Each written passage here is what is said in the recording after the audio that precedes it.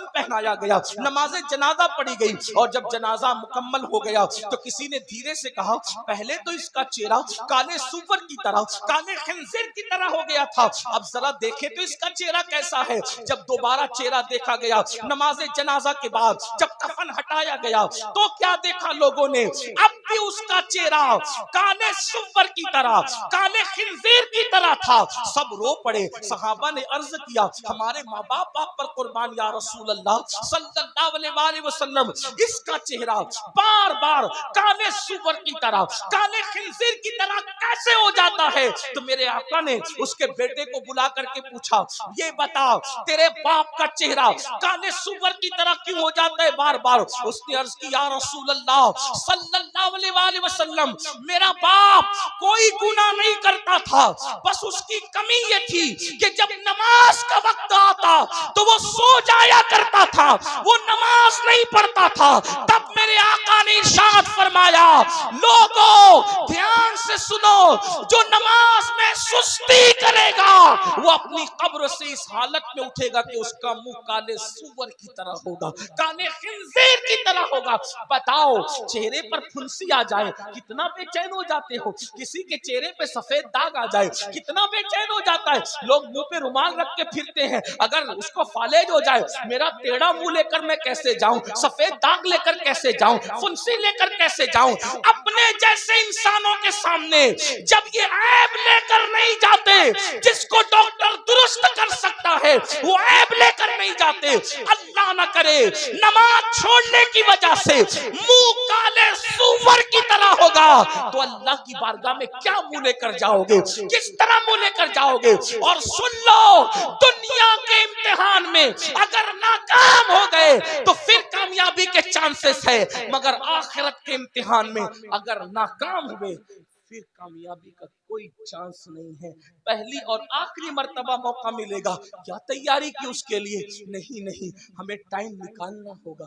बड़ी माजरत के साथ एक बात और आपसे कहूं, आज मेरी कौम के दिमाग में एक खप्त है, नहीं हम तो गौस पाक के मानने वाले, हम तो गरीब नवाज के मानने, हम तो आला हजरत के मानने, हम तो शाह बरकतुल्लाह के मानने, तो हमें क्या होगा? हमने तो जिना करके भी जन्नत ही मिलनी, हमने तो नमाज छोड़ के भी जन्नत ही मिलनी, हमने तो पूरी जिंदगी कुरान को हाथ नहीं लगाया, तो क्योंकि हम मानने वाले कितने बड़ों के, जितने बड़ों के मानने वाले उनकी बड़ाई में मुझे कोई शक नहीं। लेकिन एक बात जरूर कहता हूं, जब नूह अलैहिस्सलाम का बेटा जहन्नम में जा सकता है, सुलभी बेटा, और कुरान फिर उसका नसब भी काट करके ऐलान करता है, लैसा मिन अहली, कभी आपकी औलाद से न रहा। तो जब सगे बेटे का नसब कट सकता है तो फिर नाम लेवाओं का रिश्ता, निस्बतें क्यों नहीं कट सकती? वो शख्स गौस पाक का कैसे हो सकता है जो नमाज नहीं पढ़ी? क्योंकि गौस पाक कह चुके कि बेनमाजी मरे तो उसे मुसलमान के कब्रिस्तान में दफन मत कर। मैं लोगों को कहता हूं, कुछ लोगों को बुरा भी लगता है, लेकिन मुझे लोगों का ख्याल कम है। हम लोग कादरी बन गए, चिश्ती बन गए, नक्शबंदी बन गए, सहरवर्दी बन गए, मदारी बने, वारसी बने, बरकाती बने, रजवी बने, अशरफी बने, सब बने। अब से पूछता हूं, सच बताना अपने ईमान वाले दिलों पे हाथ रख के, क्या सच्चे मुसलमान भी बने हम? अपने आप से पूछो, आज सब बने? कादरी, चिश्ती, नक्शबंदी, अदीब, खतीब, शहीद, ये वो मुखय्यद, ये सब बने? सच्चे मुसलमान भी बने? आप कहेंगे तू कैसी बात करते आया है, हम क्या मुसलमान नहीं? मैंने कहा मैं आपके इस्लाम का मुनकिर नहीं, लेकिन पूछ रहा हूँ क्या सच्चे मुसलमान भी बने? कहा वो क्यों? मैंने कहा इसलिए कहता हूँ, अगर पीर टोपी दे दे, तवज्जो करिए, टोपी दे दे, कितना संभाल संभाल के रखते हो, मेरे पीर की टोपी, मेरे पीर का मामा, मेरे पीर का कुर्ता, मेरे पीर का जुब्बा। क्यों? किसने दिया? पीर ने तोहफे में दिया। और प्यार उससे कितना है कि कब्र में भी ले जाऊंगा। मैंने कहा तुझे सलाम हो, अच्छा है, प्यार, पीर से बहुत प्यार कर, अल्लाह इससे ज्यादा तुझे बरकत दे।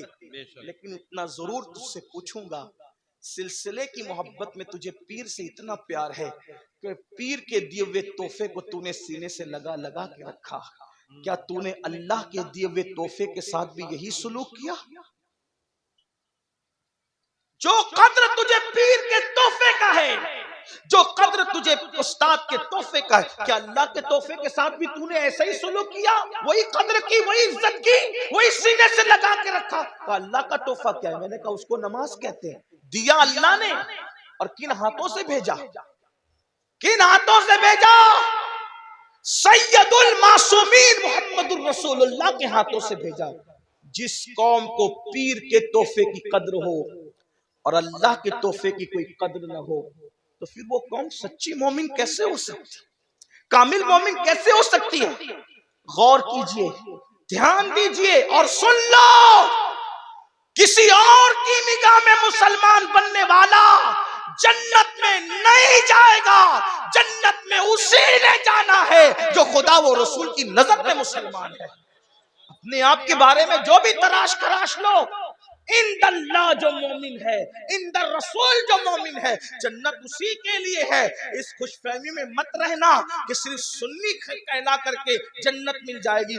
सुन्नी कहलाना और है, सुन्नी बन जाना और है। सिर्फ सुन्नी कहलाने वालों को जन्नत नहीं मिलेगी, सुन्नी बन जाने वालों को जन्नत मिलेगी। और याद रखना, अल्लाह अकबर, हमारे बुजुर्गों ने तो नवाफिल भी तर्क नहीं किया, सुन्नते गैर मौकेदा भी तर्क नहीं किया, और हम फराइज छोड़ बैठे हैं। अल्लाह अकबर। आपको बताओ, गौर करो, आका अलैहिस्सलाम ने अपने खानदान के लोगों को देखो, खानदान रसूल है। कोई खानदान बहैसियत खानदान रसूलुल्लाह के खानदान के बराबर नहीं हो सकता। हुजूर सैयदी अशरफी मियां रहमतुल्लाहि ताला अलैह अक्सर एक शेर कहा करते थे, कहते थे, कोई हो मुत्तकी आलिमो जाहिद जमाने में, मगर आले मोहम्मद के बराबर हो नहीं सकता। आप फरमाया करते हो, तवज्जो फरमाए, खानदान नबुव्वत है। और इमाम अहले सुन्नत नबी के खानदान के बारे में कहते हैं, आबे तत्हीर से जिसमें पौधे जमे, उस रियाज़े निजाबत पे लाखों सलाम। खूने खैरुर रसूल से है जिनका खमीर, उनकी बेलोस तीनत पे लाखों सलाम।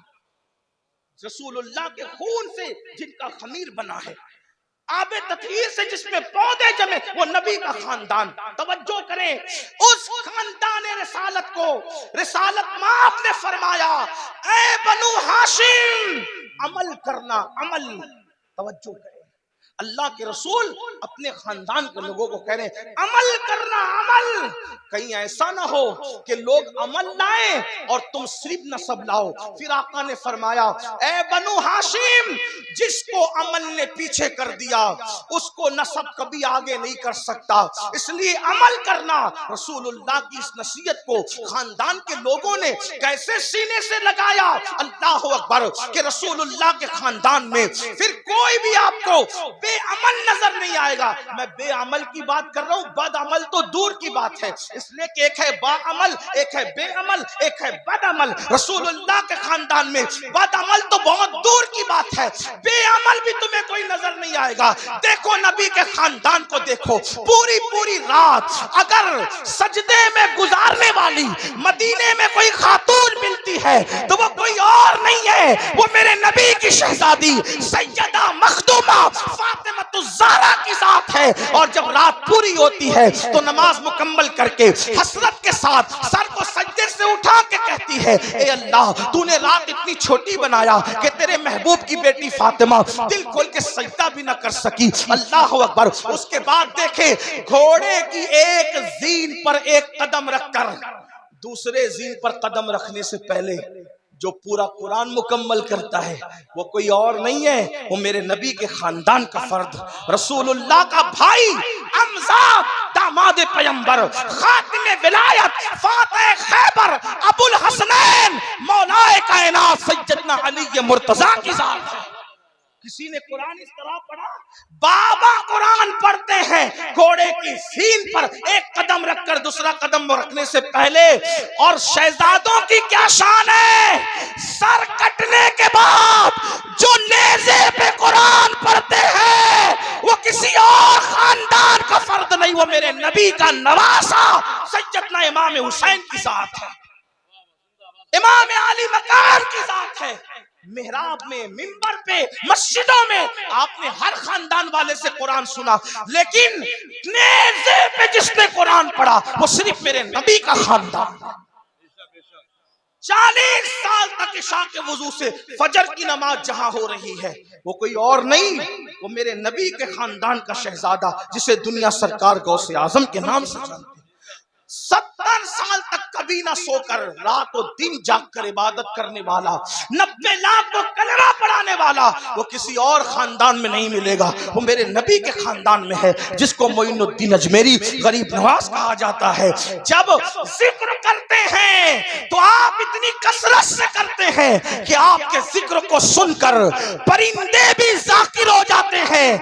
ऐसा जाकिर आपको किसी और खानदान में नहीं मिलेगा। वो मेरे नबी का शहजादा हजरत शाह बरकतुल्लाह इश्की प्रेमी महरेरवी रहमतुल्लाह अलैह के साथ है, जिसके जिक्र ने परिंदों को जाकिर बना दिया। ये खानदान नबूवत का अमल है। इमाम ज़ैनुल आबिदीन का नाम ज़ैनुल आबिदीन नहीं है, बल्कि उनका नाम है अली इब्न हुसैन। ज़ैनुल आबिदीन उनका लक़ब है, लक़ब। और ज़ैनुल आबिदीन क्यों कहते हैं? क्योंकि रोजाना तकरीबन 300 रकअत और कभी 700 रकअत नफिल नमाज पढ़ते थे। लोगों ने कहा ये आबिद नहीं है, बल्कि ये ज़ैनुल आबिदीन है। आबिदों, कसरत सजदा की वजह से आपकी पेशानी पर सजदे का निशान पड़ गया। एक तो ये कि जो लोग गलत सजदा करते हैं उनकी पेशानी पे निशान आता है, और एक तो ये जो कसरत से सजदा करते हैं उनकी पेशानी पर भी निशान आ जाता है। लेकिन कितनी 300 रकअत के बाद, 700 रकअत के बाद, और मैं जहां से पढ़ रहा हूं इसको मेरे इमाम अहले सुन्नत ने लिखा कि आपकी पेशानी पर निशान सजदा कसरत सजदे की वजह से। आप बताएं, आप रसूलुल्लाह सल्लल्लाहु अलैहि वसल्लम के खानदान वालों का ये अमल देखिए। इमाम जाफर सादिक को देखिए, रोजाना पूरी रात इबादत में गुजरती। इमाम मोहम्मद बाकिर को देखिए, इमाम मूसा काजिम को देखिए, जिसको देखें। और हमारा हाल ये, हम कहते हम तो नाम लेवाए। मैंने कहा वो खानदान के लोग थे। बल्कि एक बात आई, बात अर्ज करूं, शायद हदीस पूरी ना पढ़ सकूं क्योंकि वक्त ज्यादा हुआ, लेकिन एक बात पढ़ता हूँ, शायद आपके दिल के दरीचे अल्लाह खोल दे। मगफिरत के बारे में हम बहुत बेहिस हैं, बख्शे जाएंगे, मौलाना बख्शे, अल्लाह करीम है, बख्शे जाए, अल्लाह करीम है, बख्शे, बेशक अल्लाह करीम है। अल्लामा नकी अली खान इमामुल मुतकल्लिमीन लिखते हैं अपनी किताब में, अल्लाह को करीम जानकर गुनाह पे गुनाह कर रहा है ना, कि अल्लाह करीम है, बख्श देगा। फरमाते अल्लाह को करीम जानकर गुनाह करने वाले अल्लाह को कादिर जानकर तू जहर क्यों नहीं खाता? जब वो करीम है गुनाहों पे बख्श देगा तो कादिर भी तो है, जहर खाने पे जिंदगी भी दे सकता है। लेकिन अल्लाह को कादिर जानकर तूने कभी जहर नहीं खाया, और अल्लाह को करीम जानकर गुनाह कर रहा है। अल्लाह को करीम जानने का ये मतलब नहीं कि गुनाह करके सोचे कि अल्लाह बख्श देगा। अल्लाह को करीम जानने का मतलब ये कि नेकी करके भी रो, अल्लाह मेरी नेकियां इस काबिल नहीं कि तेरी बारगाह में कबूल हो, अपने करम से कबूल फरमा। अल्लाह गुनाह तो गुनाह, अगर नेकी का सवाल कर ले तो हम अपने अल्लाह को नेकी का जवाब नहीं दे सकते। जो इतने चैन से बैठे हैं ना मेरे भाई, जब जिस दिन एहसास होगा कि मगफिरत किस चीज का नाम है तो आपको पता चलेगा। हजरत सैयदना इमाम जाफर सादिक का जिक्र है। इमाम जाफर सादिक को लोग इतना ही जानते हैं कि हम उनकी कूड़े की न्यास करते, बस इतना ही जानते। लेकिन जानते हैं ये इमाम जाफर सादिक गौसे आजम से पहले अपने दौर के गौसे आजम है। मकामे गौसियत कुबरा पर फाइज इमाम जाफर सादिक। कौन इमाम जाफर सादिक? जिनकी जूतियां इमाम आजम अबू हनीफा जैसे लोग सीधा करते थे। और इमाम आजम कहते हैं कि अगर 2 साल ना होते इमाम जाफर सादिक की सोहबत के तो नौमान हलाक हो गया होता। ये इमाम जाफर सादिक। लेकिन वो जाफर सादिक जिसकी सोहबत को इमाम आजम अपनी कुल उम्र का सरमाया कहते हैं, जब उस इमाम जाफर सादिक से लोग मुसाफा, हम लोगों से भी लोग करते हैं, इमाम जाफर सादिक से भी लोग मुसाफा करते थे। दाता साहब लिखते हैं कि जब इमाम जाफर सादिक से कोई मुसाफा करता था तो इमाम जाफर सादिक उसका हाथ पकड़ ले, ध्यान देना, तवज्जो करना, गौर से सुनना और फिर सोचना इस पर कि हम कहाँ हैं। इमाम जाफर सादिक जिसके नसब में किसी को कोई इख्तिलाफ नहीं जी, इतना मजबूत सिलसिलतुल ज़हब है कि जाफर सादिक बेटे हैं इमाम मोहम्मद बाकिर के, वो बेटे इमाम ज़ैनुल आबिदीन के, वो बेटे इमाम हुसैन के, और वो बेटे हैं हजरत मौला अली के, और वो शौहर सैयदा फातिमा के, और वो शहजादी रसूलुल्लाह की। ये सिलसिलतुल ज़हब उनका नसबनामा है। हाँ, अब इमाम जाफर सादिक से कोई मुसाफा करने आता तो आप उसका हाथ पकड़ते और हाथ पकड़कर फरमाते, वादा कर कि अगर कयामत में तेरी बख्शिश हो गई तो तू अल्लाह की बारगाह में मेरी सिफारिश करना कि अल्लाह जाफर सादिक को बख्श दे, उसको माफ कर दे। तवज्जो करें, अगर इस स्टेज पर ये जो बड़े बड़े उलमा, मुफ्तियान किराम, सादात किराम बैठे हैं, मुफ्ती आफाक साहब के साहबजादे हैं और भी उलमा हैं, अगर कोई किसी आम आदमी का हाथ पकड़ के कहे कि अगर तेरी बख्शिश हो गई तो तू मेरी सिफारिश कर देना, मगफिरत मेरी करवा देना, तो वो कहेगा कि हजरत ये कैसी बात कर रहे हैं आप लोग अल्लाह वाले लोग हैं, हम आवाम में से हैं, हमारी ना गुस्ल है सही है, ना हमारी तहारतें सही है, ना हमारी नमाज पढ़ने का तरीका आता है, आप ऐसी कैसी बात